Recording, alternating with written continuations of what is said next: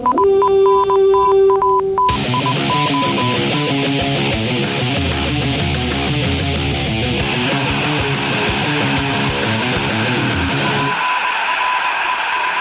to Norse Code, the #1 podcast for your Minnesota Vikings. I am still your host with the most here, Dusty O'Connell. And as per usual, I am joined by Minnesota Vikings blogger extraordinaire, writer for 1500ESPN.com, coldomaha.com, and a variety of other handsome websites around the internet. Generally useful human, Arif Hassan. How you doing, Arif? I'm good. How are you? I have a toothache. Oh, that sucks. Ugh. It's and toothaches are the worst aches. Like backache are well, okay, maybe I don't have severe back problems, so don't at me. But but like backaches, muscle aches, toothaches, constant crisis. Yeah, no, I agree. It's fine though. I just took 2 leave. I'll get there. Powering through it. Speaking of getting there, we took kind of an unexpected vacation 2 weeks ago when I personally, Arif and I crafted a high-quality audio file, and then I personally fucked it up in transition. Yeah, that was pretty oops. Whoops. Mm-hmm. So we took kind of an unexpected vacation from Norse Code that week, and then we had kind of an expected one the following week because you were in mobile, what do they call it? Pretty sure it's pronounced Mobile because that's what everyone called it while we were there, and I guess, trust the locals. When in Mobile, do as the Mobilians do. Arif was in Mobile, living the senior bowl dream, hanging out with all your draft Twitter boys. It seemed like you made a few new friends there, actually. Not a ton of new friends, but some new friends, and then also draft Twitter. It's the first time I've met most of those people. It was amazing. It was out of this world. If your Twitter feed is to be believed, it was a very beautiful and generative time. Yeah. What does generative mean? Like things were generated, good things, hopefully. Oh, yeah. We generated meaning, content, friendships. Exactly. Like one would. was there an analogy you were going to go for? No, I just started a sentence without knowing how I was going to finish it. Okay. If you believe that this kind of insight is valuable to you, then we would like you to throw us a couple of dollars, which you can either do at paypal.me/NorseCode or patreon.com/NorseCode. The former will let you make a one-time donation in any dollar amount you desire. The latter will allow you to become a contributing sponsor to the show. And that is it for promotional stuff. I feel bad. We've got, if Twitter is to be believed, which nowadays, who knows, we have at least 10 people champing at the bit for some Norse Code. So at least 10. Yeah, that's true. So we'll keep that part brief and then dive, right into some Vikings news. And then I want to hear a long and exhaustive narrative about the Senior Bowl before we spend 5 seconds talking about the actual Super Bowl and then probably 45 minutes talking about bets on the Super Bowl. And then also a mailbag. Yeah, that's how we do things. That's how our Super Bowl shows have gone. Our Super Bowl shows the last couple of years in terms of the bets have been phenomenal. Still nothing, we'll talk about the best prop bet we've made of all time when we get there, but there's a pretty good one that we made a while back that was free money. Well, there's actually there is one on the list for tonight that I think is as good as the Anthony Kiedis prop bet. It's not a prop, it's an actual game bet. But I'm convinced it's free money. Anyway, on to the show. So the only big piece of Vikings news-ish to come out was a report that, according to, projections for how long it takes to recover from an injury like Teddy Bridgewater's, he is more likely than not to miss the entire 2017 season as well. This report comes from Jason Cole, Bleacher Report. I have not really ever been a fan of his insider breaking news, and as far as I can tell, he's got a very, very low hit rate when it comes to breaking Vikings news. People who follow other teams say that he has a very low hit rate with breaking that news as well. So I'm not really confident of it, and what is more interesting to me is, whether or not it's, I shouldn't say whether or not it's accurate, but whether or not, like, his sources can be trusted. The wording of the news itself was also, not amazing. So he said that he talked to doctors who talked to the team, who advised the team that this kind of injury typically takes 19 months. That is no more new news than when Adam Schefter broke the news that doctors told him that it could take a long time a couple months ago. So, this isn't new. And the issue I have is that this is not specific to Bridgewater's recovery or a situation or anything like that. It's not specific to any information that we have heard about Teddy Bridgewater, only about the type of injury that he has and how long that type of injury takes to recover from. So that's not interesting to me. The pushback is also not from one person is not that interesting. His agent said something, which, his agent would know more, but he also has an agenda, so, whatever. But his agent said there's no information. More interesting to me was, I think, Mark Craig, who I'm pretty sure writes for the Star Tribune. I should have a better understanding of where Twin Cities media write, but I'm pretty confident that he's a strip guy, said, according to his, plural Viking sources, the information that we have on Teddy Bridgewater's injury recovery is inconclusive, which makes sense to me. From what I understand of the process, the only information that we'd have right now would be bad news. So if his recovery was going well or ahead of schedule, he would not be at a state where that schedule was clear enough for us to be able to make determinations that he was ahead of schedule. The only thing that we can determine at this point, from what I understand, is whether or not he's behind schedule. And that's important information to report if, Jason Cole had that information, but he doesn't. He has information about what doctors told the team a while back in consultation about this specific injury in a very general sense, like how long it takes athletes in general to return from. So all we have is that we don't have information. And that means that, the median recovery time, which I believe would put him, partway through the season, the long recovery time, which would put him at the end of season, or the early recovery time, which would put him at the beginning of the season, those are all still in play. So I wouldn't respond to this news too much. And also, I don't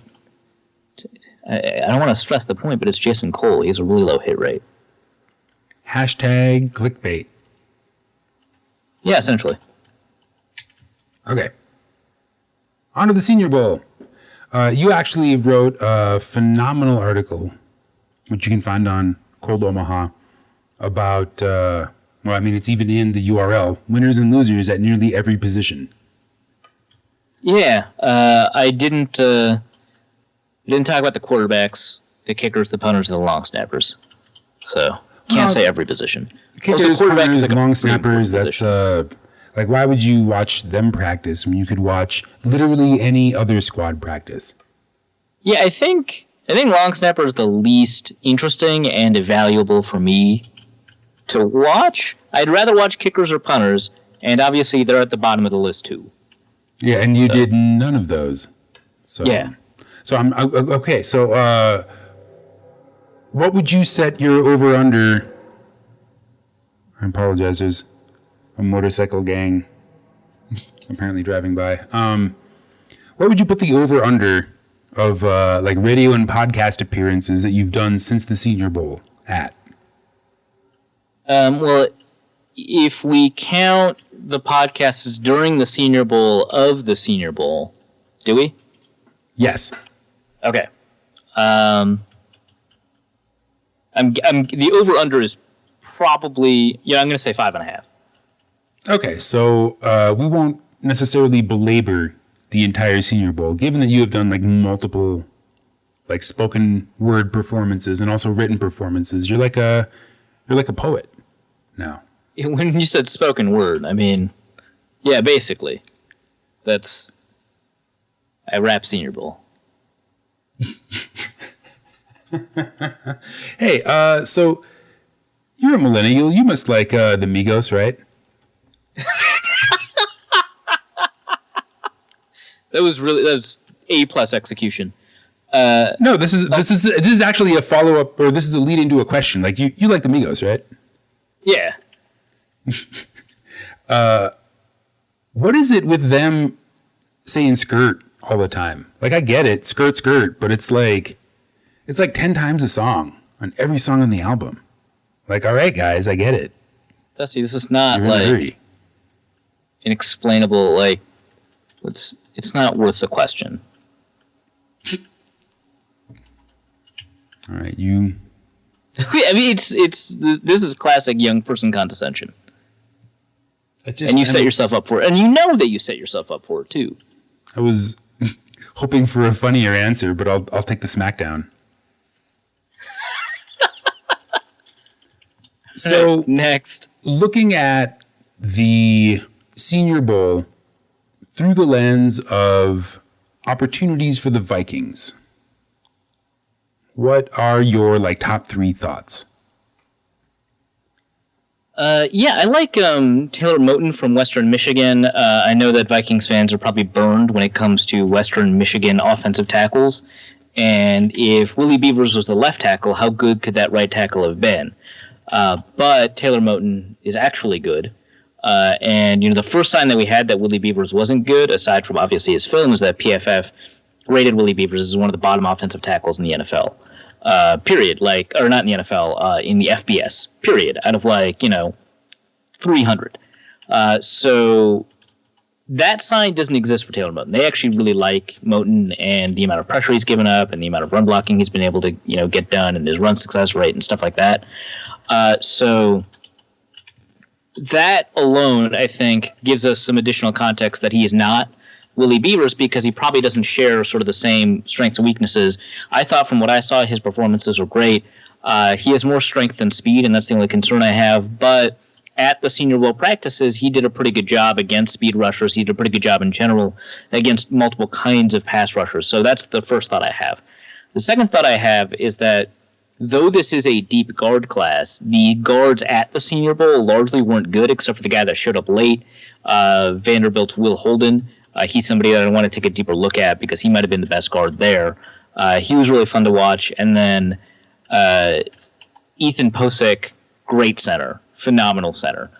He's got the best recovery of any of the offensive linemen I've seen. He doesn't win a lot initially, but he always wins the second move. And this is against really top-level competition. The defensive tackles at the Senior Bowl were very good. You've got potential first-rounders like Julio Johnson and Dalvin Tomlinson. You've got, second and third-rounders. You've got you've got everybody.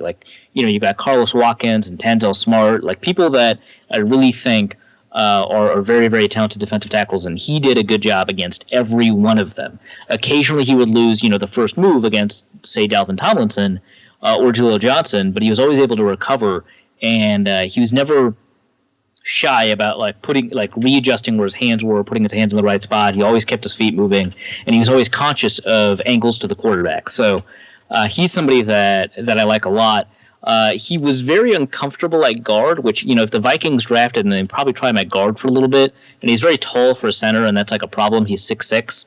But against 6'2" defensive tackles, it's going to be a problem to be, the low man. But generally speaking, I thought he did a good job, and I think that he can transition to guard for a little bit before transitioning back to center for the Vikings, because they have Joe Berger. They'll probably keep him for 1 or 2 years, but he can be a long-term answer at center. Really?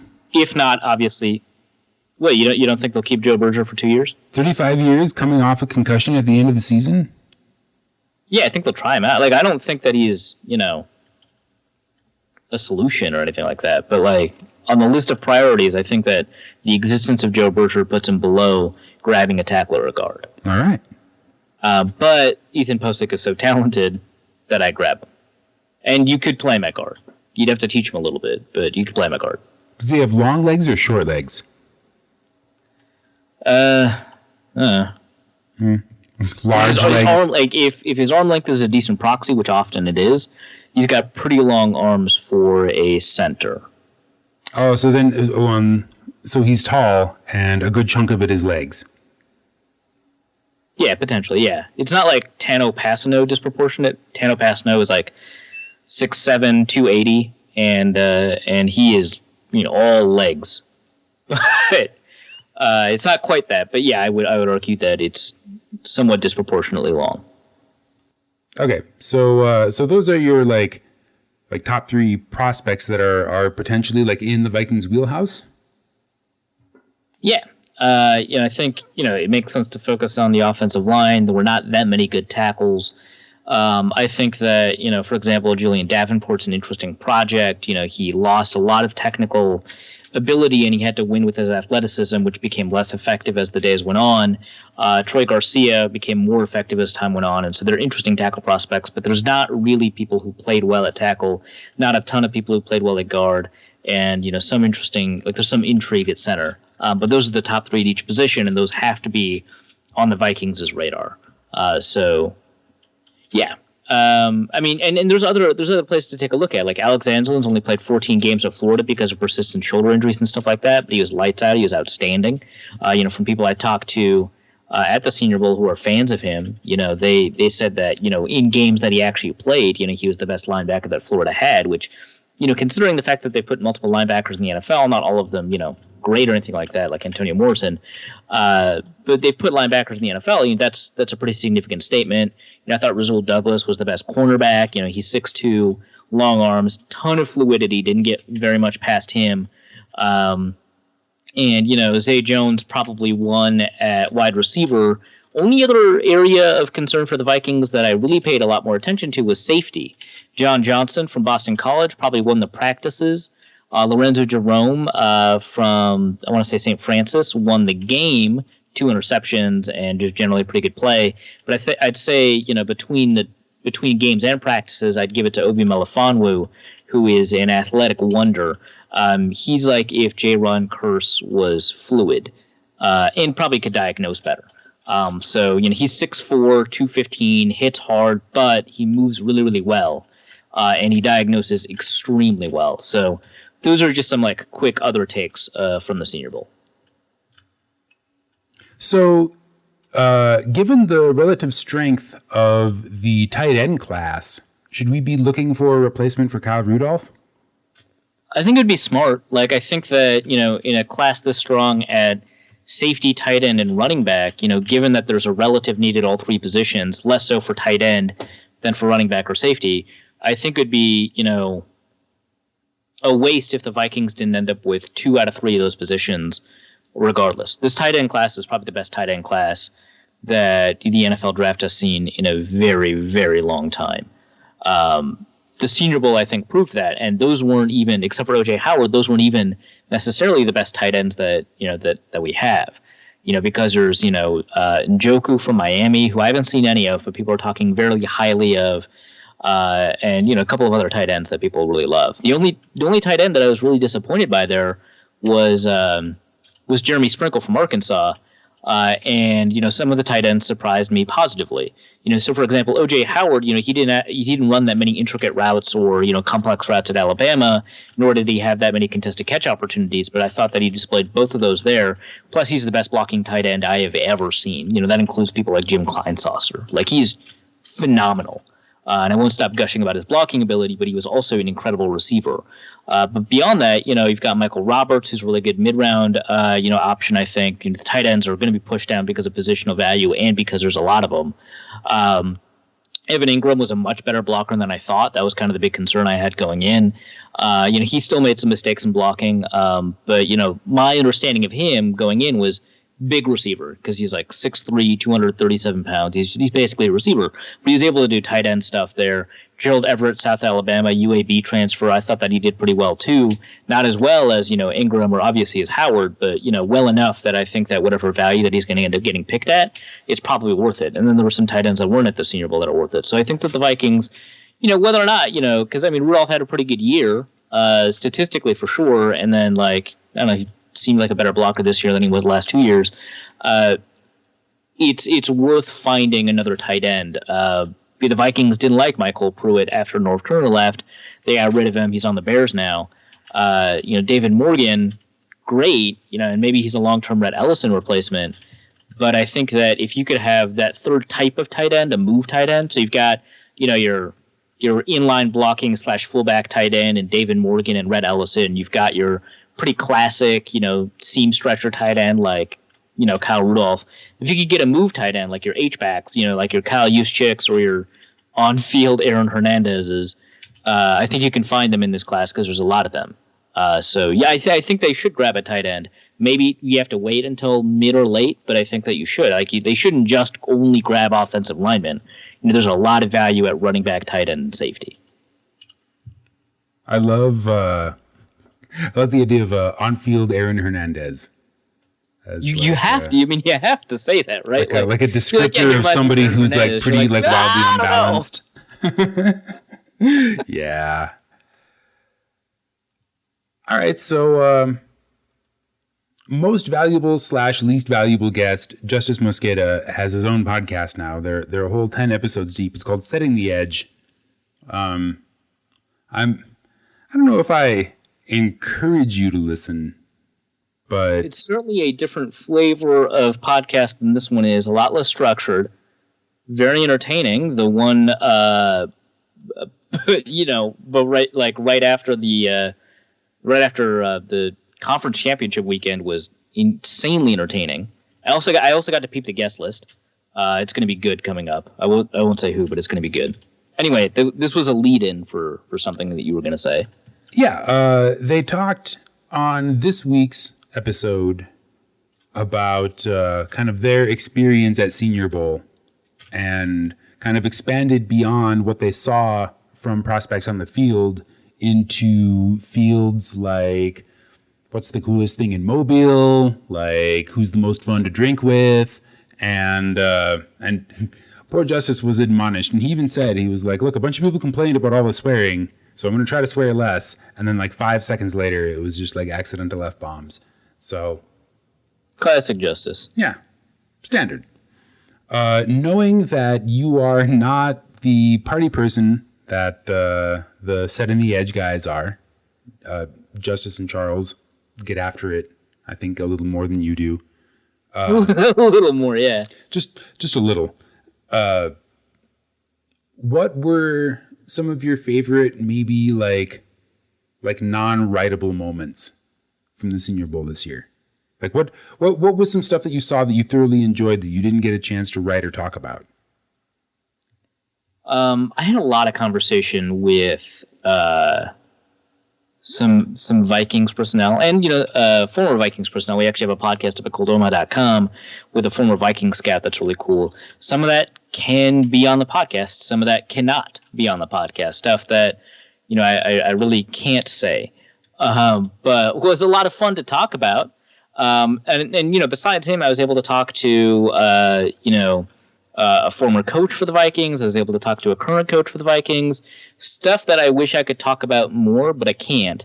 But I was able to just in general, get a read on, how the Vikings feel about their own team currently. I can say that, based on the people that I talked to with the Vikings, they're also, and I don't know whether or not they're willing to lie to me or anything like that, but to go back to that Teddy Bridgewater news, they're also very unclear about it. And it's one reason, actually, because I was like, hey, man, Sam Bradford produced some pretty outstanding statistics this year, but you have to be a little bit worried about some, a third down rate, for example. Because, coaches generally don't like statistics, but they do like situational statistics, which is always interesting. People assume that coaches just generally like or do not like statistics, but what they don't like are acontextual statistics. So they don't like, adjusted net yards per attempt or anything like that.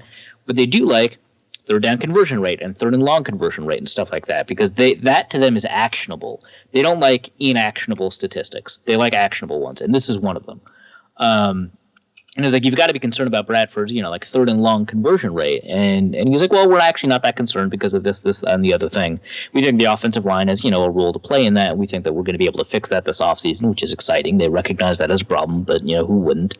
The Vikings official website recognizes it as a problem. So, that's going to be interesting going forward. But, I was like, well, okay, so Teddy, is he coming back? And they were like, honestly, I don't know if I would tell you if I knew, but I also just don't know. So I think the Vikings just genuinely don't know. And again, maybe they're lying to me. But that's not worth writing about, right? Vikings don't know about Teddy Bridgewater. Like, that's not news, Well, it's worth writing about for some people. Well, yeah, okay. And in response to the Jason Cole stuff, yeah, that is worth writing about. But yeah, there's that. There's like some hijinks in a bar. Some people that I'm very good friends with on draft Twitter got just hammered. Like falling down or breaking glasses hammered? Like, we have to take you home and then watch you fall asleep to make sure that you don't die. Like make sure you're face down and you're like bucket and water ready so nothing untoward happens. Wow. Yeah, well, face sideways, yeah. All right. I was going to go in a different direction with my follow-up draft Twitter question, but presumably everybody lived? Yeah, I mean, as far as I could tell. Everybody showed up the next day? No one has become suddenly absent from draft Twitter after the Senior Bowl, so that's good news. People are still writing? Nobody missed a deadline? Yeah, well, the good thing about draft Twitter is that a lot of these kids don't have deadlines. It's going to suck coming out of college, guys. But, yeah, I don't think anybody missed a deadline. Joe Marino, Kyle Krabs, both now at NDT Scouting, they were workaholics. It was nice watching them work. Well, yeah, didn't you have like a little film watching powwow with those guys? I feel like you left Senior Bowl kind of like newly elucidated on how to watch film. Yeah, I learned a lot about watching film, and especially it was fun to watch, defensive, offensive linemen film with the two of them, because A, it's really important for the Vikings right now, and B, I've learned a lot more about watching them. About watching, offensive linemen, defensive linemen, just watching with Marino and Krabs, and also, Shane Alexander and Luke Inman and a bunch of other people that I'm sure I'm going to forget and offend, and I'm sorry about that. The draft breakdown guys like Brian Perez, for example, I was able to watch, with him. He was, really informational and educational. So yeah, it was fun. And what's great is when you get to points of disagreement. So for example, we disagreed about, tight end, running a route or something like that. And we talked about it for like 15 minutes. It was great because we were talking about, whether or not the speed cut needs an outside plant or an inside plant. And to me, you need an inside plant and you got to swing the leg over. And it's like super like in the weeds, like nuts and bolts type stuff. But when you have these debates and conversations, you realize, hey, for some of these things that we're evaluating, there's not an answer, right? Like, it's, if this guy doesn't do this thing from a technical perspective that you don't like, that doesn't mean he's bad. That means he's been coached to do it maybe a different way, or that he's effective at doing it this way, and that there's not one way to get this thing done, which is, something that like going in, but it's also just nice to have that validated as you're talking about it, watching someone do something effective, the quote-unquote wrong way. So that was fun to talk about. And then also, like, with offensive linemen, defensive linemen, there were some disagreements about, what you need to do with your hands and stuff like that. So, like, basic stuff, like get your hands inside, get your elbows down and inside, like that stuff, like is universal, right?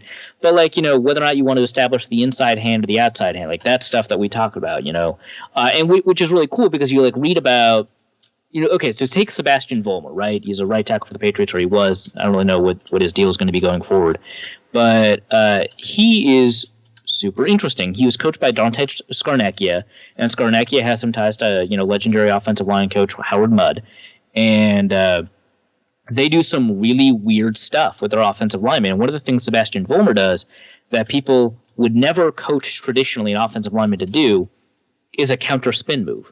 When they need to get reset as an offensive lineman, they'll spin when they see that, a defensive player is going inside.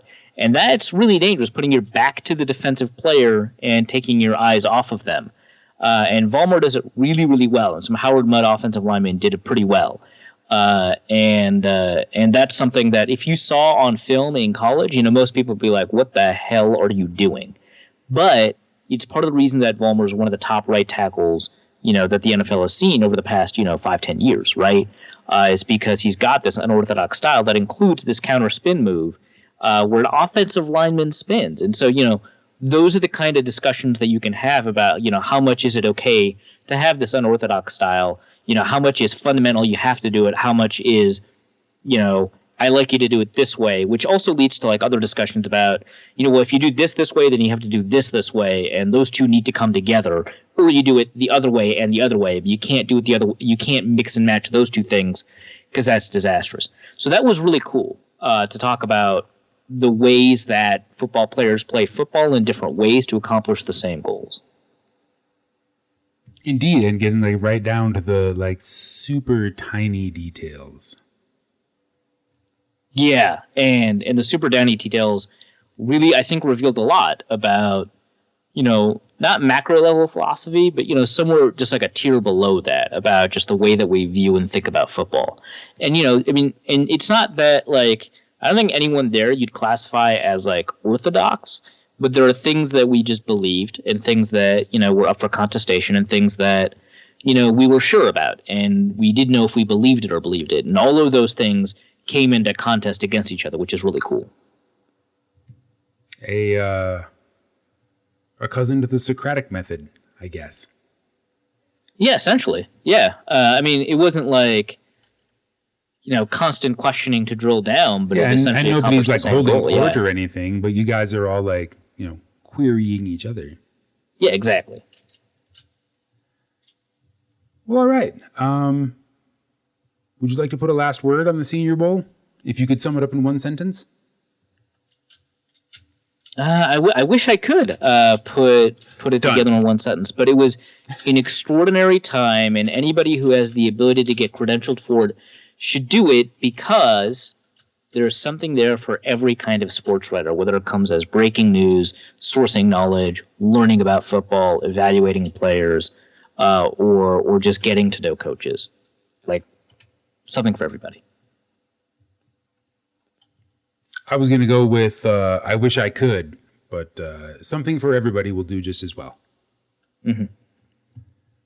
Speaking of something for everybody, the #1 sporting event in America that even attracts non-sports fans who record the game and, believe it or not, fast forward through the game to watch just the commercials is coming up this Sunday.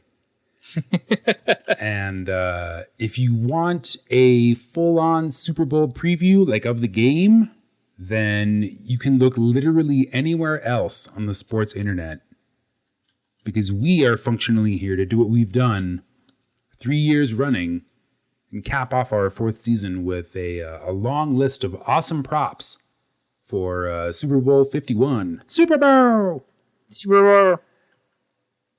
Nothing will ever be as good as the literal free money prop from, what was that, 2 years ago, 3 years ago? I think it was 2 years ago. I want to say 3, but 2 sounds correct as well. It was whenever the Red Hot Chili Peppers played the halftime show. Yeah, there was a prop that Anthony Kiedis, lead singer of the Red Hot Chili Peppers, would appear shirtless. And I was like, I don't care what the line is. I don't care how minus it is. Just bet all your money on that and then spend the money that you win on whatever you want, because you will win that bet. And sure enough, he showed, like, it wasn't even, he didn't take his shirt off. He showed up without a shirt. Like, as he does everywhere, like that. And it's who he is. It's like, I don't think I've ever seen him wear a shirt, honestly. And I'm trying to remember. And probably if I search Google Images, there'd be him wearing a shirt. Probably not at the concert.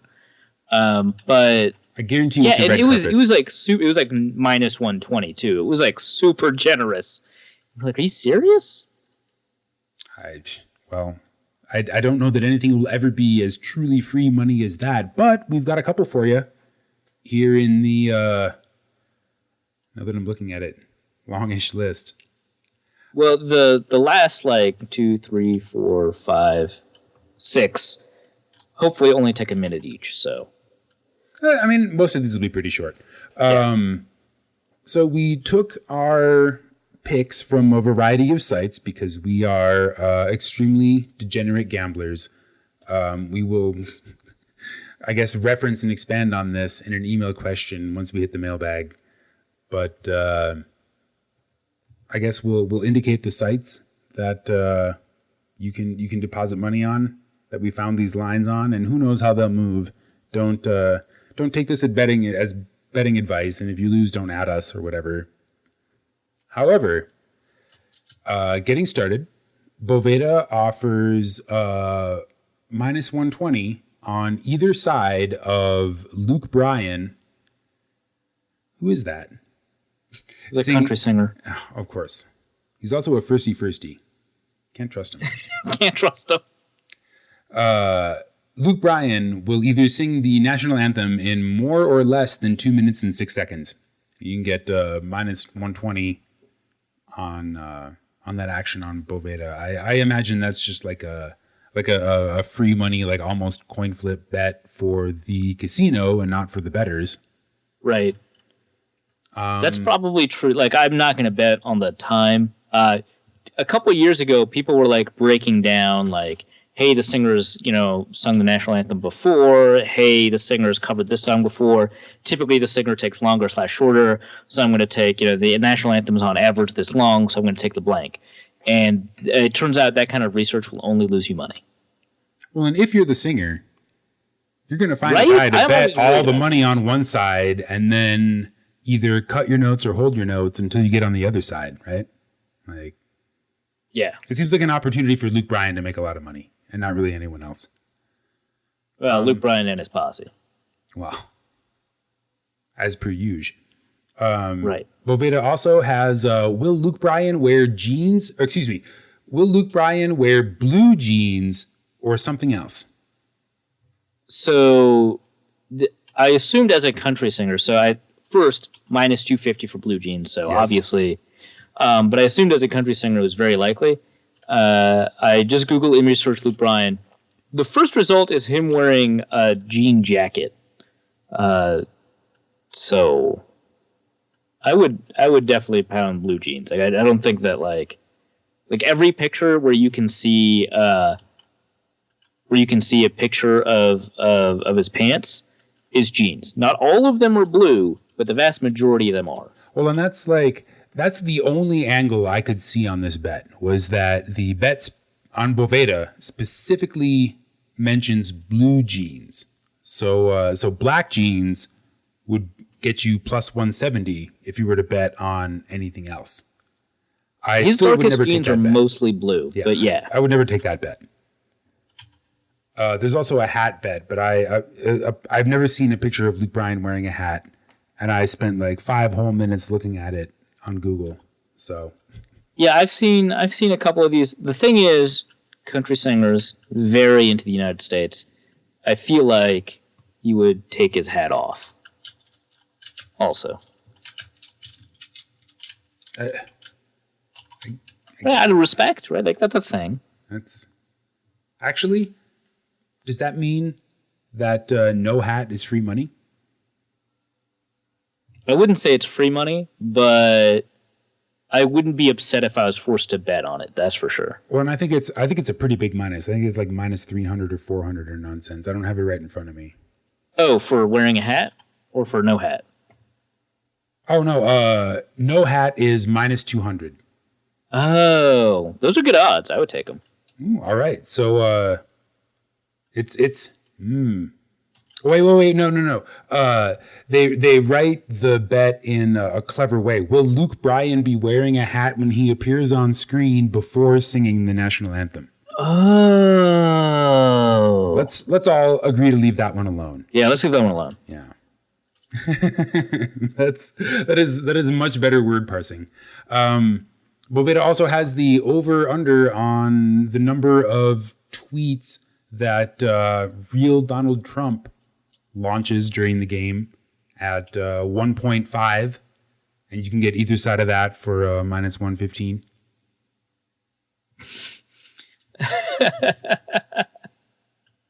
I would take the over.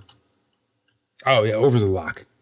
Yeah, I'm kind of surprised that it's a minus 115 over. Okay, so is it tweets about the game during the game, or like tweets during the game, full stop? Tweets during from @real Donald Trump. Yeah, over, easy.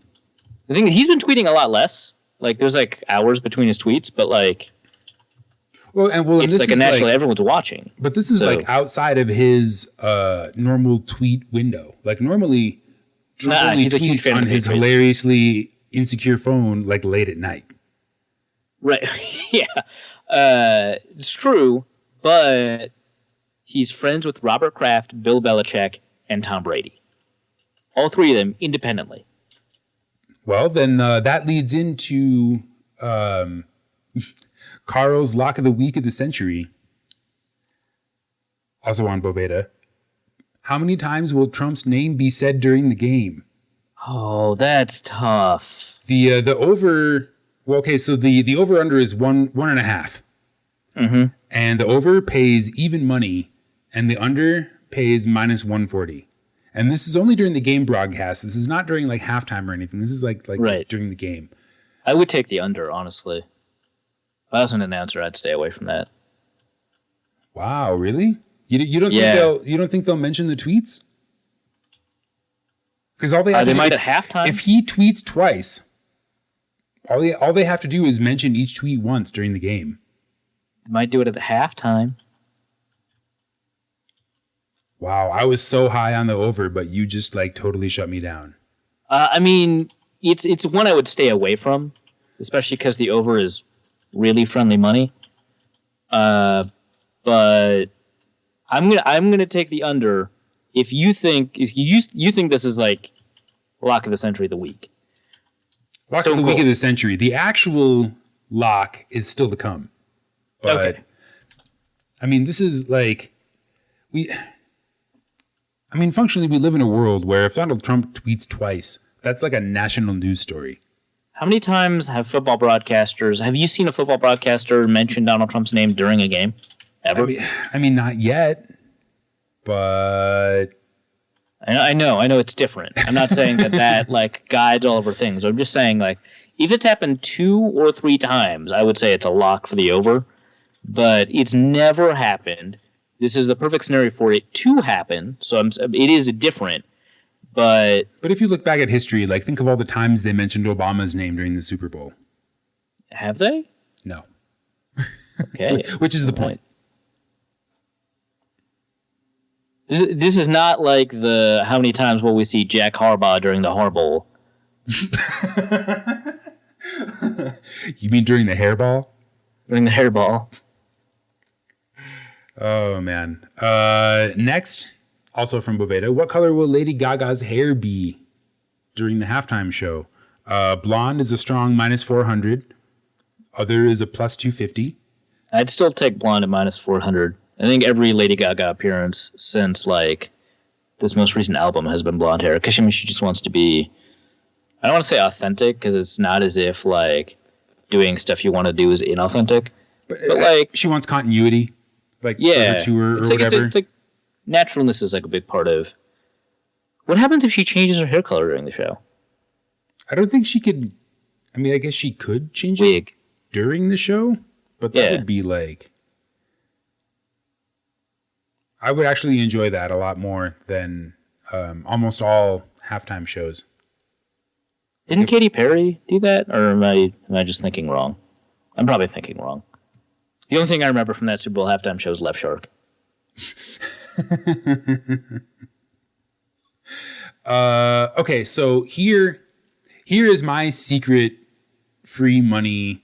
As soon as you said there's one bet here that's like the Stone Cold lock, there's a minus 1,200 bet I put down, but that's not interesting. So I assumed it was going to be this one, and I'm glad I'm right. Boveda has will a roughing the passer penalty be called at yes plus 120. That is your Anthony Kiedis shirtless bet of Super Bowl 51. I looked this up. The biggest beneficiary on NFLpenalties.com only had 3 all season. Cleveland, New Orleans, Washington at 0.375 a game. Huh? Maybe not. Look, bud. Maybe not. It's a hungry Atlanta defense, and Atlanta is probably going to win the game. And especially if Atlanta is winning and Tom Brady gets tackled, roughing the passer.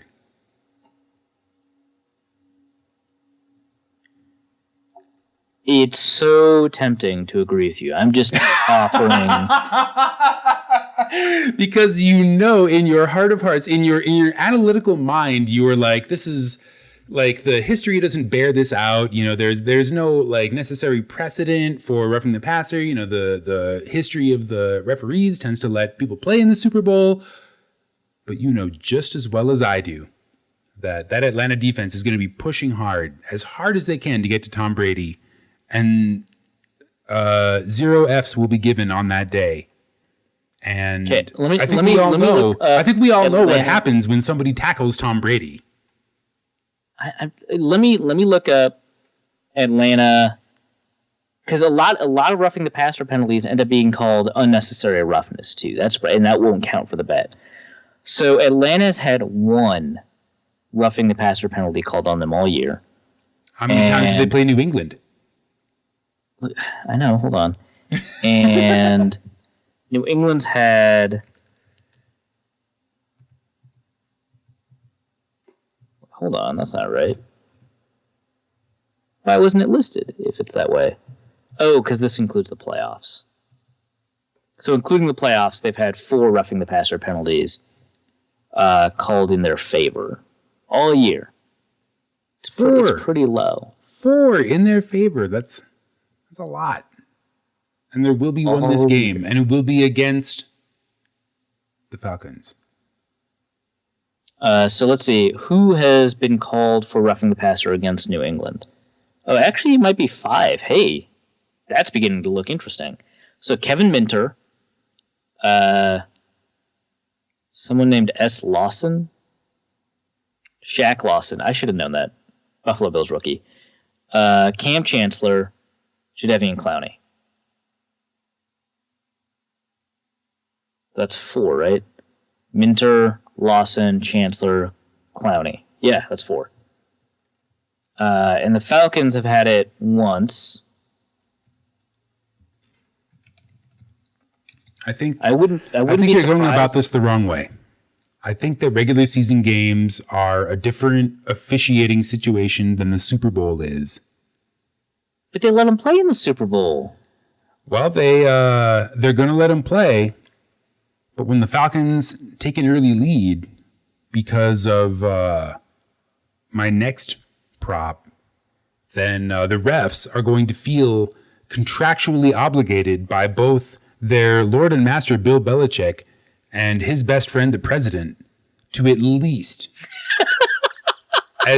throw him a bone. Like, everybody wants to give Tom Brady the fairy tale ending. I mean, look, the story in the news has been that only the Patriots want to give Tom Brady the fairy tale ending, but everybody wants to give Tom Brady the fairy tale ending because... I don't know, everyone in power, but that helps. Well, there you go. That only helps my argument. How about this? This might help you, actually. Between 2009 and 2016, who do you think is the most called for... Which quarterback has benefited the most from roughing the passer calls? 2009 to 2016. I don't think anyone listening... Actually, no. I want everybody that's listening at work to just like mouth it to themselves right now. No, they got to write it down. Otherwise, they'll be like, no, I mouthed that name. I just didn't remember me mouthing it. They got to write it down. Right now, I'm like, everybody knows who it is, Arif. Everybody knows. All right, well, say your answer, Dusty. I just mouthed it. But it's not useful. Say the answer out loud so people can hear it. It's friggin' Tom Brady. It's not. It's Ryan Fitzpatrick. What? Yeah. Tommy's not even the top 3. But the reason this helps you is because the third is Matt Ryan. Well, and that, like, one of the reasons I like this bet is that, like, I mean, I'm clearly making a very strong case for why, like, everything is rigged and they're going to call roughing the passer on Tom Brady. But there's also like a bonus floor where if they do it to Matt Ryan, then I still win. So it goes Fitzpatrick, Rodgers, which who's surprised by that? Matt Ryan, Drew Brees, Jay Cutler, Cam Newton, which hey, that's interesting. All of these actually kind of make a lot of sense. 2010. What? All of these actually kind of make a lot of sense. Well, the thing, and it does make sense, but the thing about Cam Newton is that he doesn't get calls, right? And that's actually true of 2016, 2015, but he hadn't played in 2009 or 2010. He was still at Auburn and Blinn Community College. But in 2011, he got 8, which led the league. Wait, 2012, he got 6. So he went from getting like all the calls to getting 0 calls? Yeah. And then after Cam Newton is Sam Bradford, who also didn't play in 2009. But that's a function of the softness of the Rams and the Eagles. And the Vikings. Carson Palmer. You said it, I didn't. I'm right. Mike Zimmer said it, actually. Carson Palmer, and then Touchdown Tommy. Friggin' Touchdown Tommy. So he's like... Fucking love that guy. 6, 7. Nah, he's 9th. But Matt Ryan's 3rd, and this is out of 40 quarterbacks. So Joe Peyton Manning is like bottom 3. I mean, it helps that he didn't play last year, but like, holy crap. That makes, you would agree with me. That makes perfect sense, right? It does, but like, still, he's thrown a lot of passes. Okay, so here's another fun one I found on Boveda. What'll be higher? Julio Jones's receiving yards or the Celtics score? The Celtics score. It's not Irish soccer. Come on. The Celtics score in their basketball game. If you pick Jones's receiving yards, if you believe he'll have a 100-yard gain, then you can get plus 110 on your bet. If you think that the Celtics will somehow get close to 100 points and Julio Jones will get shut down, then you can take minus 150 on your dumb bet. By the way, I'm pretty sure I just pissed off a bunch of Scottish soccer fans. But anyway, I think actually, so this is interesting. So Patriots fans kind of agree because I guess Eric Rowe accidentally revealed the game plan. But Julio is going to be doubled all game by Eric Rowe and I think Devin McCourty. And that will be interesting, right? Because his over-under currently is 96. I have no idea how good the Celtics are this year. Have they scored points? Are they a point-scoring team? Do you know? The only sport that I could care about less than basketball is Scottish football. Don't at me. Okay, I'm gonna look up the average number of points or whatever that the Celtics have scored. Points okay, so look, let's be honest. It's got to be like what, like 80, 85, maybe 90. Maybe. Like, can you remember basketball in the 80s or something like that? No, it's 108.2. What, really? Yeah. Every team except for 3 have an average score above 100. I take back everything I said. This is actually a... yeah, it is. A pretty interesting bet. Who are the Celtics playing? Look this up.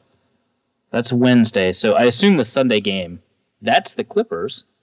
The Clippers have allowed 103.9 points per game. So presumably if you average it, that's like 106. Oh, man, I was so high on Jones, but now I think if you want to make this bet, you got to take the Celtics.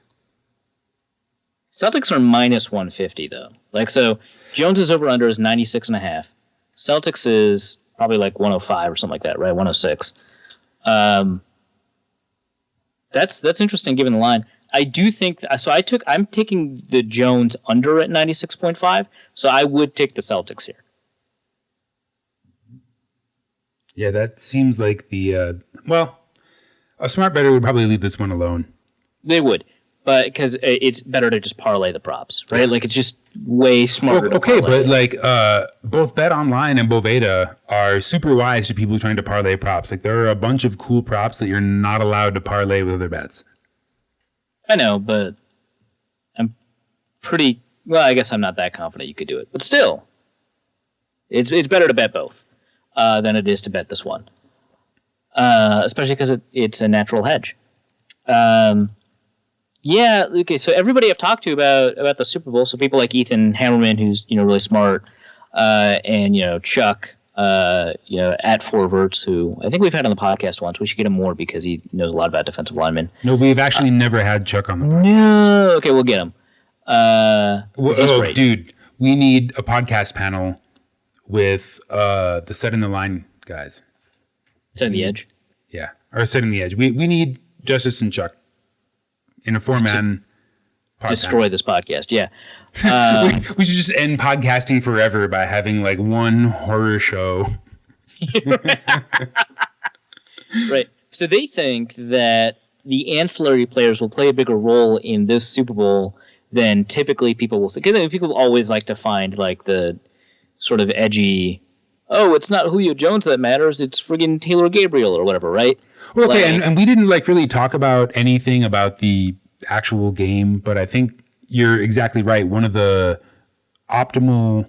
most fun things about this game is that there's going to be a bunch of players that show up by virtue of game design that were not huge players in the season. Right. And they think that it's going to be more true for this game than it is for other games because both teams have a really strong offensive supporting cast. More than you typically see in a Super Bowl, right? So, and they're going to be trying hard to fool each other. Yeah. Tevin Coleman, they all matter. And everyone knows who the biggest threats are, too. And they have defensive game plans designed to stop those threats. The Patriots did a really good job shutting down Antonio Brown, who's obviously a very different type of receiver than Julio, but they're also approaching Julio evidently very differently. So it's going to be really interesting to see how that works out. But I do think that in this case, we should privilege the information of the people who know both teams really well and the history of the Super Bowl and say, hey, maybe Julio's not going to be as big a deal. And that's tough for me to say because I've made a lot of money on Julio hitting overs. But I would I'm not going to put that much money on it or anything like that. Fake money. Dramajesty is not real money because this is not a betting podcast. It's pronounced Dramajesties. Dramajesties. Yeah. But I would say not that much on Julio under, but still Julio under, which means the Celtics one is interesting money. Indeed. So we've already referenced Chuck and Justice at Setting the Edge like 20 times. Yeah, I'll put a link to their podcast in the show notes too, because we're going to reference it again. Yeah, we're going to do it a series of times now because a bunch of these bets come from their favorite betting site, Bet Online, the ultimate online betting site for sports degenerates. Everybody, they got a guest. I forgot who he was. We'll just have to listen to the episode to find out. But everybody on the podcast agreed that the money line on Atlanta is the big winner on Bet Online. Yeah, it's plus 137 on Bet Online. You wrote down it's plus 130 on Boveda. I like it a lot too. I don't understand why it's there. Didn't it open with Atlanta as favorites? No, it opened with New England. I mean, the line has barely moved. It opened at New England -1 and slowly walked down to New England's -3. But what? Whatever. Doesn't matter. Atlanta's going to win this game. I'm really confident that not really, relatively confident that Atlanta is going to win this game.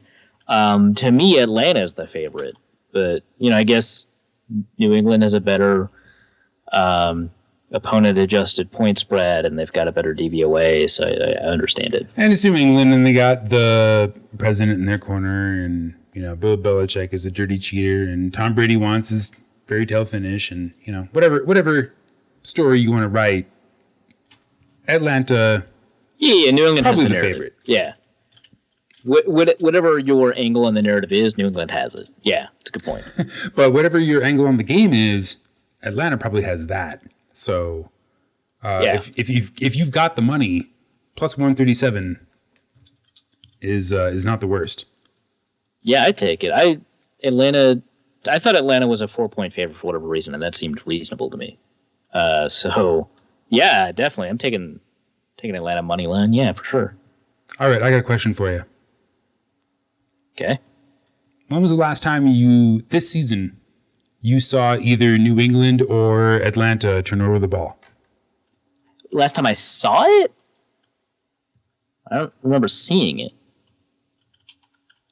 I feel like that's kind of the point. Yeah.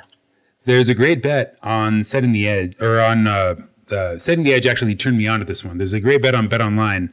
You can bet that there will be 0 turnovers in the game at plus 500. Okay, so let me take a look at just to throw some numbers at it. Okay, so while you're doing that, I'm just going to throw it out there that if you're looking for a hedge, this is it. Like, what do you mean like a hedge? You like a hedge to what? Hedge to all the other money that you bet on stupid shit, and you would like maybe to make some of that back when no one turns over the ball. Yeah, well, okay, so taking a look at ESPN's give take stats. So total takeaways, wow, hold on. Atlanta only ranks 16th, New England only ranks 14th. Total giveaways, and in this case, and that was ranked by most to least. This one is ranked by least to most. Atlanta and New England both tie for number 1. They've only given away the ball 11 times each. Well, and I'm going to steal a theme and save all our listeners a few minutes listening to Setting the Edge. Most/least valuable guest, Justice Mosqueda, believes that both teams have gotten better throughout the regular season and also through the playoffs. All right. Well, damn. And like those numbers are probably like regular season. They numbers. Include the regular season and I believe the playoffs. I'm not sure about that. I'm not sure that they include the playoffs. Well, it would take a more granular investigation than we're about to undertake.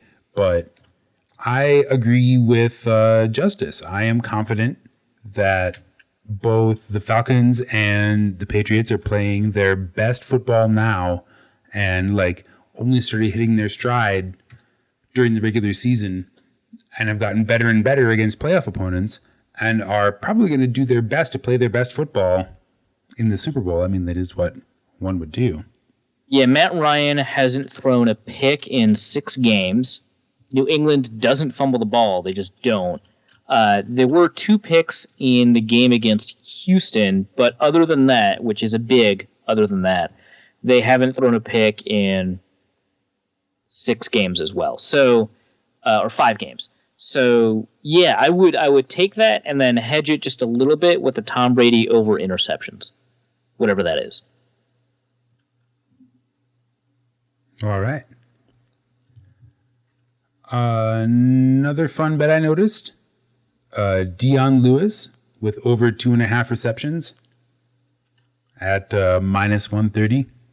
I think given everything we've heard about the kind of game plan. Yeah. No, yeah, I think that you're right. I think that like we said earlier that they want to go to ancillary weapons and like Lewis is a receiving weapon option. So he has had a reception in every single one of the 9 games he's played. He has had 2 or more receptions in 7 of those 9 games. I should say, sorry, 5 of 7 and 7 of 7. I don't know why I kept... No, it's 9 because of the 2 playoff games. So he's had a reception in every one of the 9 games, at least 2 receptions in 7 of those 9. And I would argue that he is more likely to get receptions in this game than he has in most games that he's played. So at minus 130, 2.5 receptions, I like it. I guess on that same page, how many yards do you think Tom Brady can go for? I'm thinking like 250, 260. I think he's going to have his lunch eaten and draw a roughing the passer call. Yeah, I mean, the Atlanta defense has gotten better over the course of the season, according to Justice and also my eyes. I mean, they're able to get... Who are you going to believe? The least valuable guest on Norse Code or your own lying eyes?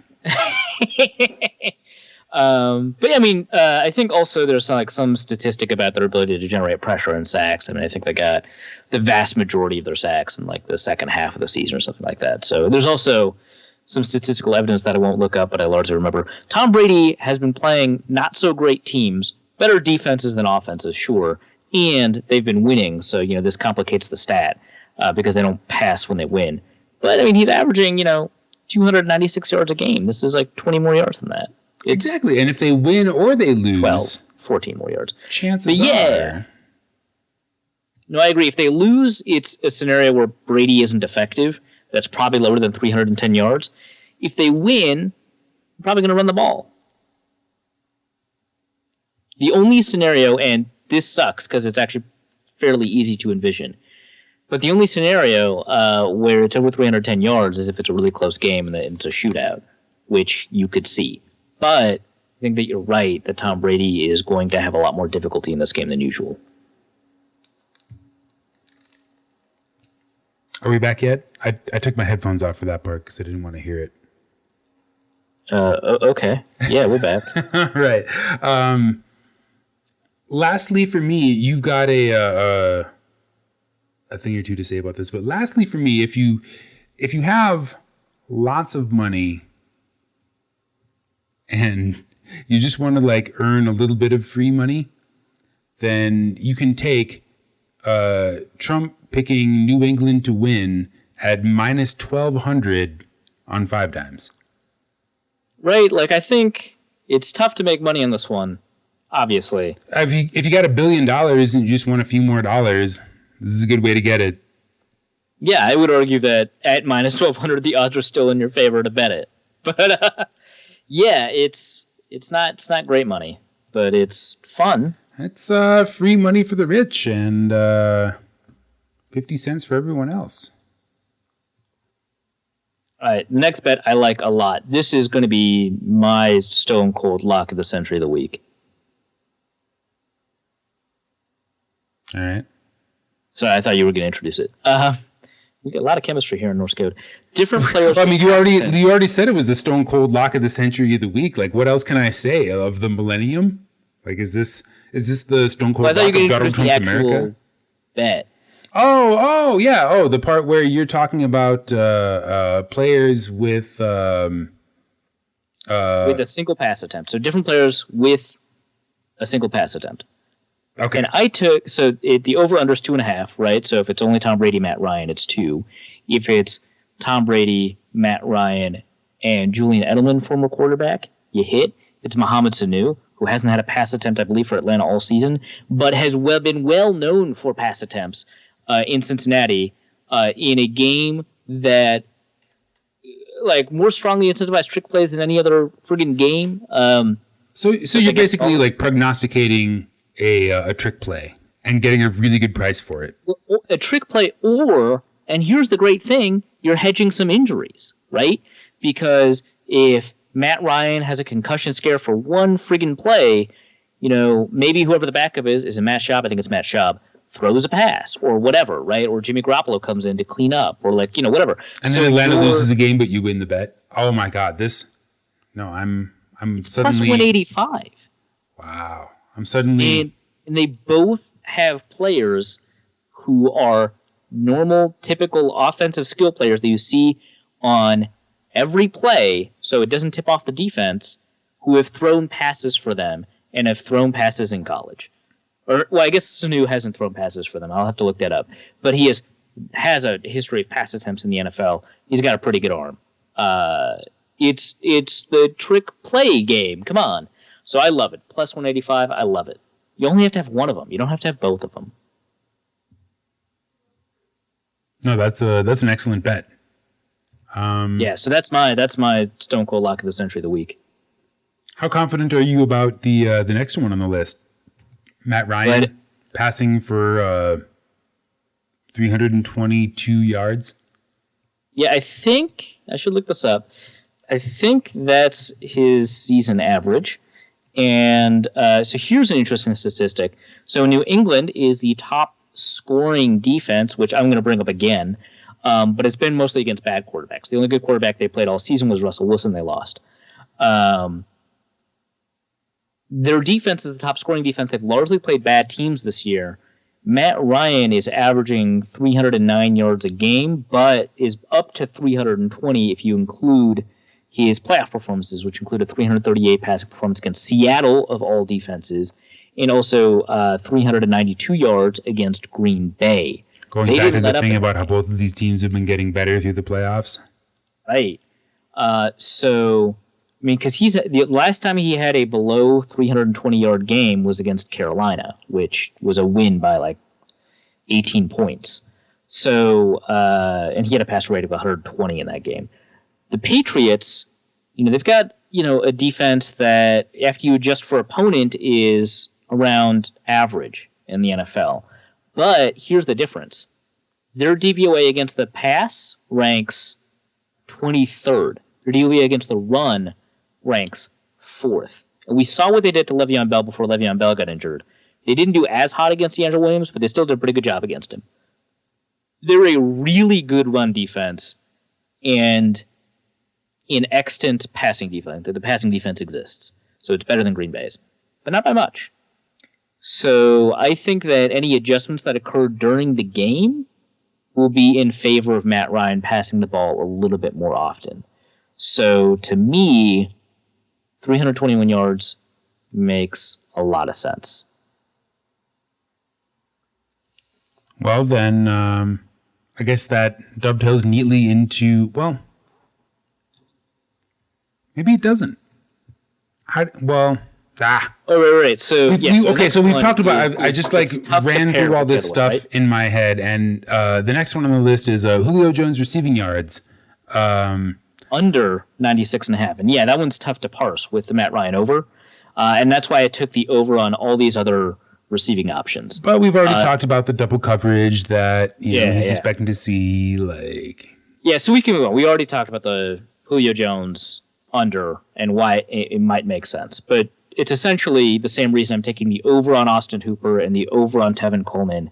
And you probably also want to take the over on rushing plus receiving for Devonta Freeman, or just the over on receiving for Devonta Freeman, whatever it is. But yeah, I took the under on him. It's minus 110. I took the over on Austin Hooper receiving yards, plus 13.5. The reason I liked it, same reason I like the under on Julio Jones. I talked to people who are covering both teams, and they think that Julio is going to be less of a statistical impact, huge on-field impact just by the ability to draw coverage away, less of a statistical impact than he typically has been. I like Austin Hooper just because he is talented. People are worried about him going into the game.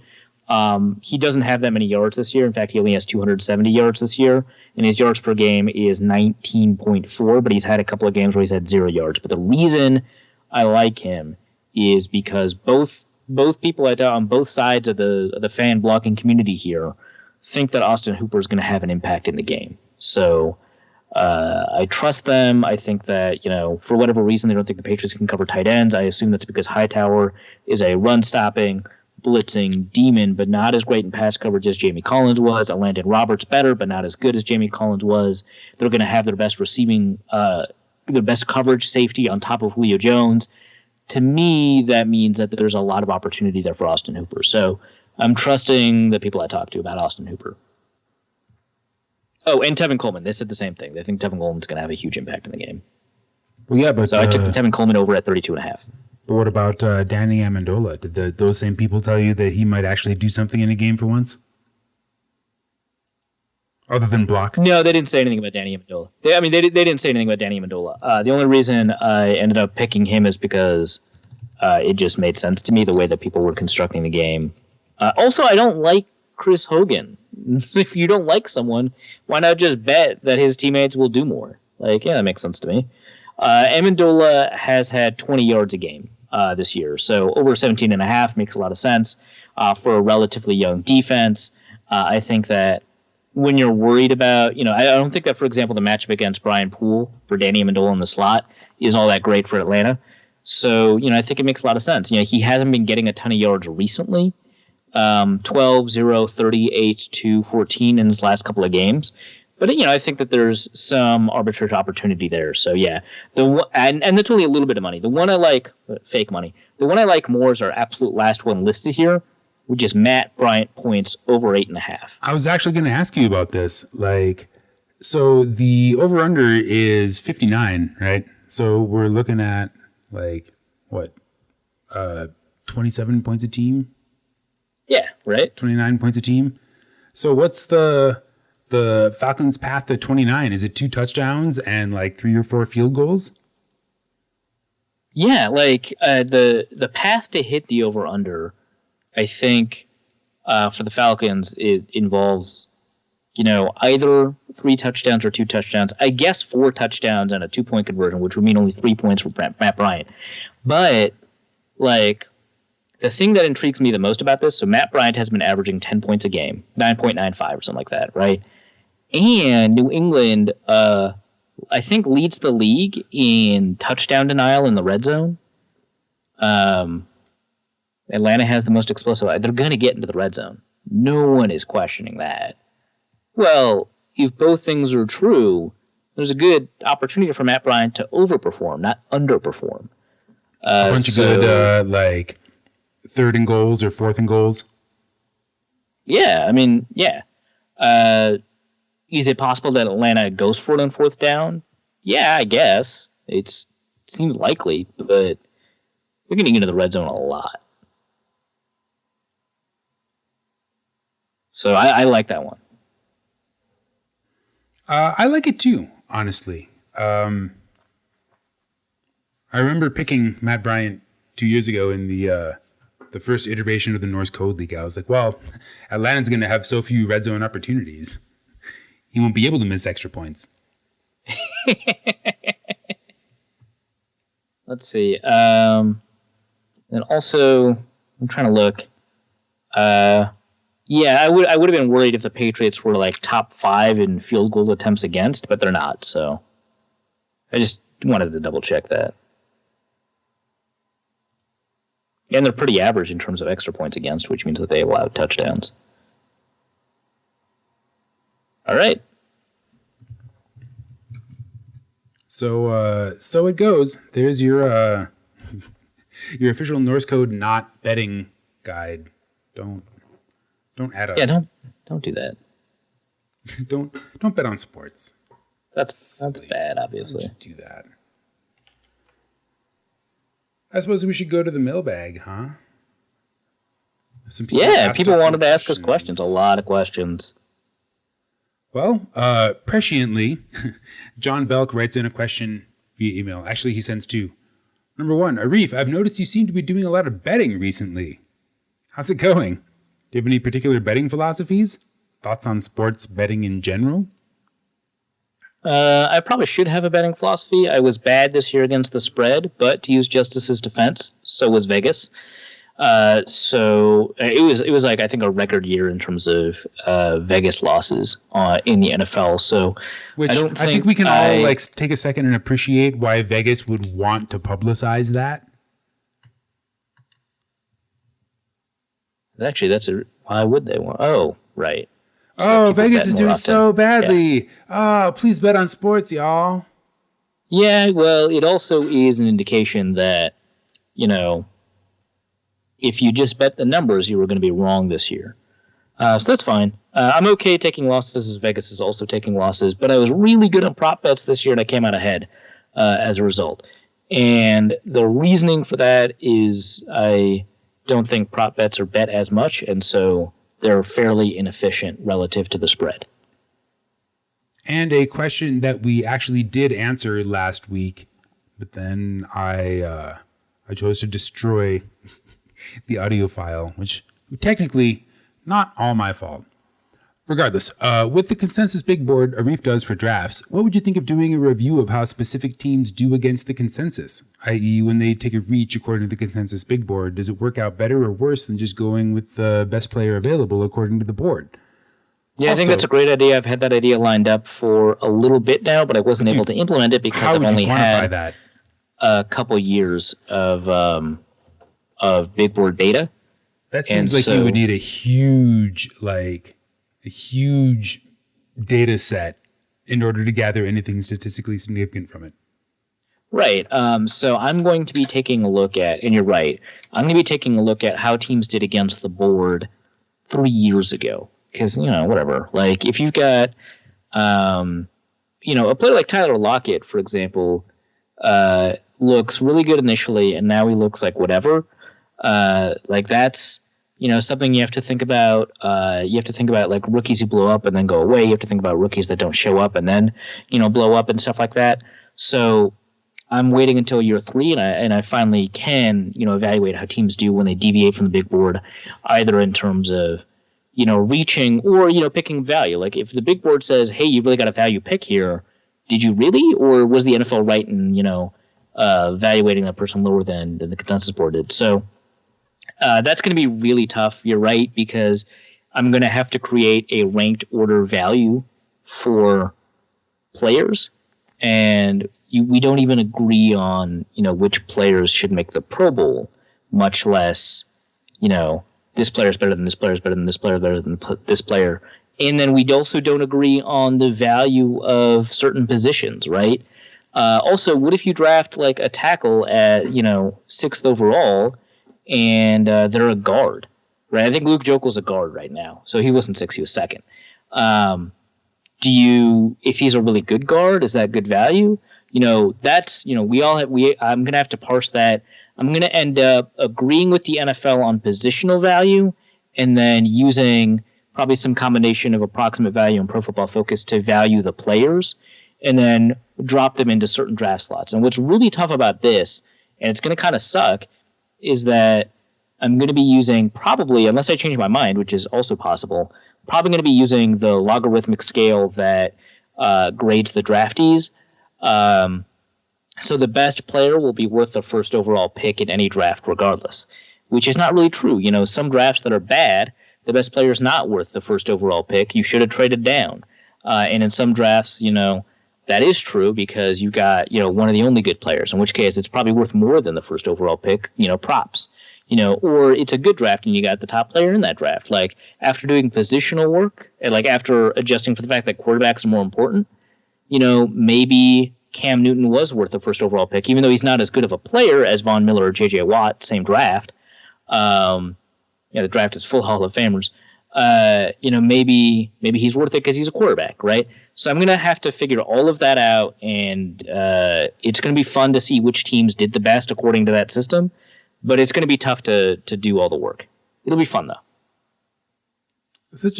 Maybe you should, line up 6 of your best draft Twitter friends and get them to generate a rubric each on their own, and then find a 7th person to generate a rubric that combines and sorts all of your conclusions together. That sounds like it sucks. Last sentence from John. Also, my impression has also been that going with consensus best player available is more or less the Vikings' default strategy under Spielman. Is that right or wrong? Sorry, could you say that again? Going with consensus best player available is more or less the Vikings' default strategy. Yes or no? Yeah. So this has been my understanding because the Vikings have had the top or second, usually the top grade, using the consensus board as a grading rubric, as a grading mechanism, have had the top or second best grade in the draft every single year. It was a little bit tougher this most recent year. I think they placed 2nd or 3rd as opposed to 1st. But yeah, it follows that consensus. And I ended up talking to somebody within the Vikings scouting department, And he said that that's historically been the case. It's not that the Vikings look at other big boards and create their own consensus board. It's that the Vikings talent evaluation more closely seems to match the evaluation criteria that we see publicly, and so their board tends to follow the consensus according to somebody who's done the internal work of the board more closely than other teams, and then also according to my data. So yes. All right. Moving on, Alex Goebel writes in, knee injuries like Teddy's have an ominous history, but is quote-unquote, I'm doing air quotes right now, modern medicine any kind of excuse for optimism? Maybe. Yeah, sure. Like, there's so much unknown that, like, any angle that you take on whether or not you want to be pessimistic or optimistic is probably accurate. Like, if you want to feel good or optimistic about it relative to what the national feeling is, go ahead. You have all the reason in the world. I think modern medicine is one of those reasons. I think that, our ability to gauge historical data on this kind of injury is not great. And so the fact that historical data is pessimistic isn't very good because our history has to go back a long time for us to draw any reasonable conclusions. And then, unfortunately, the longer back you go, the less medicine, can do for us. So, yeah, no, go for it, man. Like, I think that, our ability to rehab players from bad injuries is, better than it ever has been. We've seen a lot of knee injuries that would have taken players out, recover people. And, like, people talk about Jamal Charles and Adrian Peterson recovering from an ACL, and, those might be outliers. Robert Griffin, shows up as a guy who probably didn't. Jordy Nelson, he took a while to recover from it. I think he wasn't fully recovered as the season started. But it seems like he had recovered by the time he was taken out of the playoff game. That doesn't sound great now that I say it. But I don't think it was a knee injury. You just kind of figured out that you were contravening your own point. I don't think it was a knee injury, so, whatever. So, but he largely recovered, and he was, like, pretty old. And, yeah, I think that for the most part, prognostications on knee injuries are tough because there's not enough of them that are like this one. But I think that medicine has been advancing in their favor for quite some time. Caleb Arndt writes in, let's assume Teddy loses the mobile element of his game. How does this affect his progression moving forward? So this is an interesting question. I was thinking about it as I read it when we first sent out the bat signal for the mailbag. And it was tough because you want to be like, well, to what extent did he lose his mobile element? Is he no longer a 4.8 runner or whatever he was at the combine? And, if he's not, but he still has some level of mobility to him, it shouldn't affect him too much, right? Because his ability to escape from pressure doesn't rely on him scrambling so much as acknowledging it and then moving away, somewhat quickly. And so if he's that mobile, it shouldn't affect him too much. But I'm going to take your question on face and assume he's like as mobile as like Ryan Mallett or Zach Mettenberger or optimistically Tom Brady. And that would be tough because his ability to sense pressure is really good. It's obviously better than Mettenberg and Mallett. And, the comparison some people had for his ability to recognize pressure and deal with it was Tom Brady. And that's fine. But like the way that Tom Brady deals with pressure and the way that Aaron Rodgers deals with pressure, they're both pretty good against it. The way that they deal with pressure are completely different. And the way Teddy deals with it is much closer to Aaron Rodgers than it is Tom Brady. And if he's not as mobile, that's a bad thing because he's going to keep trying to extend the play and it's going to hurt him. Tom Brady deals with pressure with more subtle movements in the pocket, changing sack angles, changing the angle that pressure can take, and then knowing where to put the ball really quickly for a small gain, whereas Rodgers tries to extend the play, gets a bigger gain, makes larger movements, not as subtle in the pocket as Tom Brady. And it works for him. But it's going to be a problem because I don't think Teddy has those smaller movements down. And I think very, very few quarterbacks do. Drew Brees is one of them. I don't think Peyton Manning is, even though he's really good at dealing with pressure, or was, I should say. He just got rid of the ball insanely quickly, so it didn't matter. But there's not many. There are more quarterbacks that deal with pressure who are good at dealing with pressure that deal with it in terms of like traditional mobility scrambling, and less of the statues that like deal with it in a Tom Brady kind of way. So I think that would be a pretty significant problem, despite the fact that he is aware of where it is and knows that he should deal with it, unlike a lot of quarterbacks. Okay, next is Nick writing in. What's a fair new contract for Adam Thielen? He's a restricted free agent, so like they're probably going to give him a second round tender, and that's like $1 million, 1.5 million maybe. Yeah, what's that, like 1.5, 2 million a year, maybe? Yeah, it's not a ton, and maybe that's not fair. If they wanted a long-term extension and I think they're only going to give him a 1-year extension because he's had 1 year of prime level production and a couple years of pretty good production. And prime here means like 1,000 yards even, right? It's not like 1,400 yards, right? Okay, but no one else can like horn in on that contract, right? And even if they could, nobody would probably really be interested. Yeah, so I don't think other teams value him at a second-round grade. So what happens is if you give a second-round grade on somebody and you offer him that contract, another team can offer that contract, and you either have the ability to – I think you've got a right of first refusal, in which case you could be like, no, I want that contract, screw you. Or if you don't want it, and I should look this up, because I don't know if right of first refusal is definitely in there. But if you don't match or whatever, then you get a second-round pick from that team. And so you'd essentially be trading a second-round pick for Adam Thielen, which I think a lot of people would, and not a lot of teams would. Like any smart team would do that, and I frankly am willing to accept that no existing team will do that. I frankly would rather have Adam Thielen at 1.5 to 2 million a year for another couple of years. Yeah, so I think that's, quote unquote fair. But in terms of like a long-term extension, I would only offer him a 1 year guaranteed and like a 3-year contract because again, he's only had a year of production. So I would offer him if this restricted free agency thing didn't exist, I'd offer him only like $3 million a year. I think that would be appropriate. Like an $8 million over 3-year contract. Yeah, and if someone was like $12 million over 3 years, I would balk, but not much, below that would be acceptable, right? Like you wouldn't have to go too far below $12 million a year for me to be like, yeah, I get it, especially because only 1 year is guaranteed. Indeed. Judd Zulgad's hoodie spread her fingers and wrote, "Which company will have the best Super Bowl commercial?"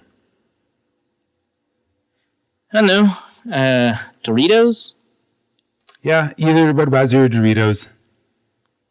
Actually, no. I'm going to throw in a dark horse vote for an internet company that has never advertised on TV before. Yeah, that makes sense. I would say that, like... So remember the Kickstarter commercials for, like, the half soda, half energy drink? Not that there's a huge difference in terms of the way that they're constructed anyway. Mountain Dew Kickstart. Remember how bad those commercials were last year? Man, I just long. I just remember how like horrible the GoDaddy commercials are year in and year out. Well, yeah, they're not as bad as the GoDaddy commercials, but they are incomprehensible. But they have improved. So, like, since then, they've improved. So, okay. They could be a dark horse as well. I don't know. I'm still liking internet company that does inscrutable thing, and remember, they were also some of the worst commercials, like that racist panda commercial. I mean, yes, but they also brought us herding cats. But that was like back in the Pets.com days. That was back when Tampa Bay could still win a Super Bowl. No, but I agree that it's a dark horse. I just think that there's a lot of risk too. Yeah, I think you nailed it. I think Doritos is a safe choice. If there was a slip open for it, I would take Doritos. Will Lady Gaga take a swipe at Donald Trump during her performance? If there was any, like, I would take that bet at minus 10,000 and like just whatever money I could find and borrow. Like, I think that is pretty much guaranteed. Yeah, I think so. I don't know how subtle it'll be, or rather unspoken it will be, but yeah, there's going to be. Has Lady Gaga ever done anything with subtlety? Well, okay, so yeah, that's why I said unspoken, right? Because I think that there's going to be some visual element that makes fun of Donald Trump, but not like. Well, no, she's not going to be like, fuck the president, and like throw the mic down and like walk off stage or anything. No, might, man. I don't know if you know this. People are pretty upset. You just said that. Whatever. I imagine she's not getting paid, right? Most of these Super Bowl performances are free, so it's possible. She's no Katy Perry. It's possible. She's no Katy Perry. I don't know if that's like a good thing or a bad thing. I'm saying they're completely different singers. That's all I'm saying. Yeah, I think that there's going to be a swipe at Donald Trump. I think that the swipe will be visual in nature, and some people won't necessarily recognize it as such, but I think it's there. What's going to be so hilarious is that she's going to come out in a suit and a Donald Trump wig, and the blonde bet is still going to come in. Yeah. That's great. I love it. Best case scenario. Jeff L.J. Lloyd writes in, how many fights was Arif almost involved in Mobile? Probably 2. One was with Luke. Not a fight. Luke is a softie. I'm saying almost fight. Almost fights. The other one was with a random Carson Wentz fan, which I already told Twitter about. Hoodie returns. How badly did at NFL Draft Scout whip Arif's ass down at the Senior Bowl? But he's the only one that seems convinced that, like, Matt Miller would beat me in a fight. Everyone is, like, really confident. Everyone else seems to be really confident that I would beat Matt Miller in a fight. And Hoodie is like, yeah, he'd whip your ass. Have you seen the dude? He goes to church every day. I'd win.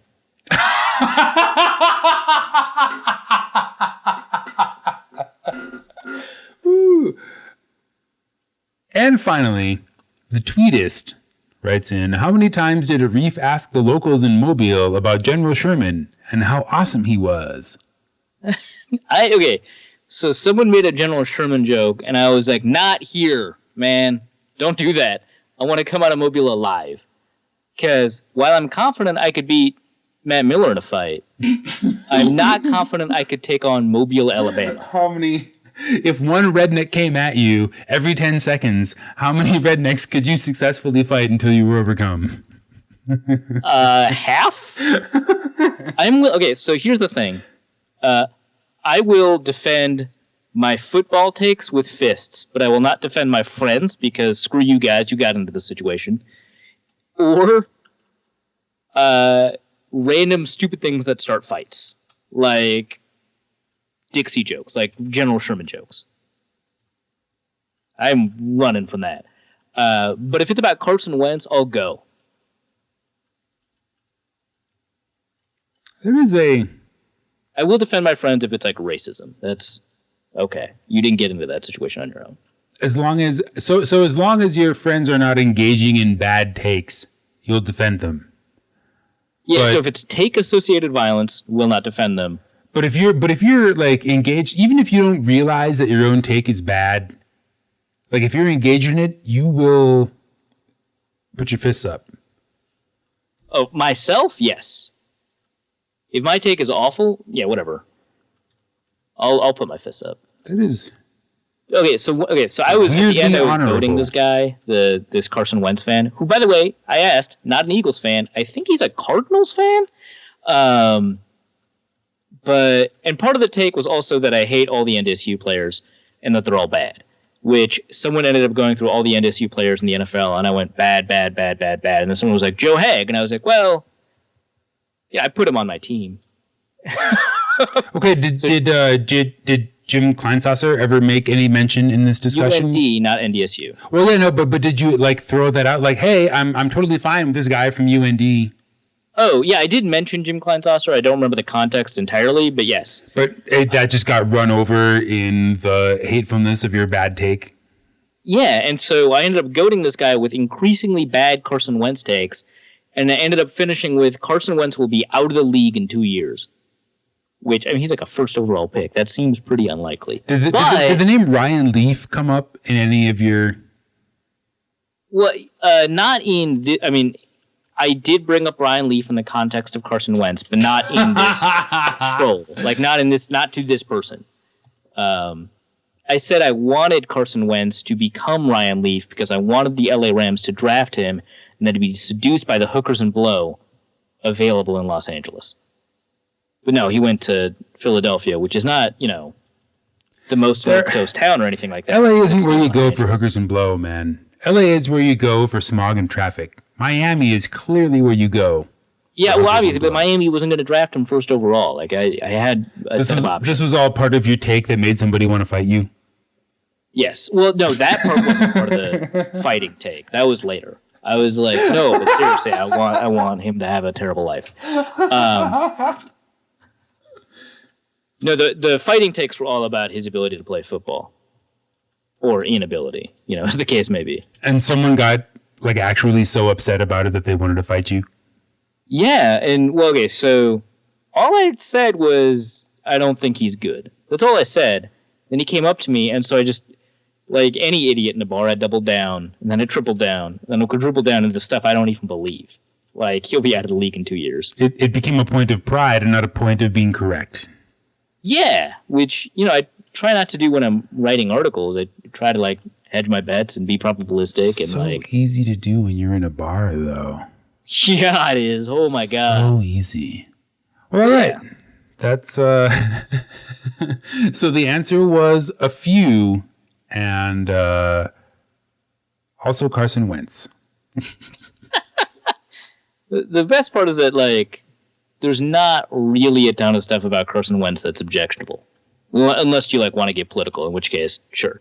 But I mean, just from nice listening to what you just told me, it seems like you kind of pushed the objectionable parts of Carson Wentz.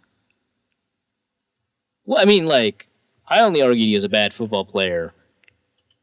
There's not a lot of arguments I can make for him personally being a bad person. Did you tell this to the man that wanted to fight you?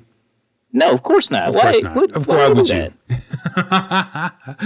Oh, man. Sometimes it's good to know that you are not just a football writing and film watching robot, that you're an actual human who has, human reactions to desirous points in places where other humans go. Emotional opinions, yes.